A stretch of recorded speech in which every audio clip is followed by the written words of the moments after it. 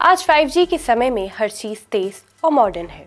आप अपने घर में बैठकर देश के किसी भी कोने में बात कर सकते हैं और अब एक क्लिक पर सब कुछ मुमकिन है।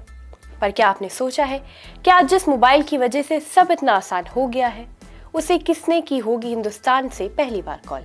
जी हाँ, आज हम आपको इसके बारे में बताने जा रहे हैं। आदाब, आप देख रहे हैं आवाज वॉइस और मैं हूँ आपके साथ अमीना माजिद। आज जमाना बहुत मॉडर्न हो गया है, लेकिन एक जमाना था जब किसी के हाथ में मोबाइल फोन का होना एक बहुत बड़ी बात मानी जाती थी और सबको एक अलग नजर से उसे देखते थे। पर आज से बहुत समय पहले देश में किए गए पहले मोबाइल फोन कॉल का कॉस्ट 8.4 रुपए प्रति मिनट था, लेकिन आज के पैसे की कैलकुलेशन करें तो ये लगभग 23 रुपए के बराबर होता है।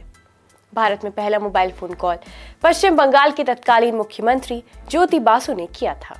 31 जुलाई 1995 को उन्होंने नोकिया हैंडसेट का इस्तेमाल करके भारत का पहला मोबाइल फोन कॉल तत्कालीन केंद्रीय संचार मंत्री सुखराम को किया था। इस कॉल ने इतिहास रच दिया और यहीं से देश में डिजिटल संचार का एक नया युग शुरू हो गया। पश्चिम बंगाल की राजधानी कोलकाता और राष्ट्रीय राजधानी नई दिल्ली के बीच की गई ये कॉल मोदी ट्रांसस्टार नेटवर्क पर की गई थी। कॉल का चार्ज डायनामिक प्रेसिंग मॉडल पर निर्भर करता था, जिसकी लागत 8.4 रुपए प्रति मिनट आज लगभग 23 रुपए थी।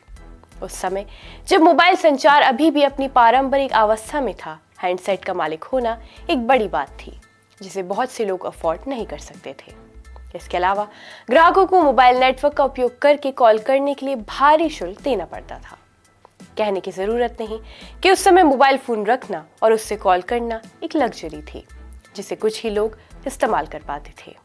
हालांकि अभी के समय में भारत में दुनिया में सबसे सस्ती मोबाइल टैरिफ योजनाएं और इंटरनेट शुल्क है, जिसकी वजह मुकेश अंबानी की कंपनी रिलायंस जियो है, जिसने 2016 में अपने लॉन्च के बाद देश के टेलीकॉम इंडस्ट्री में क्रांति ला दी थी।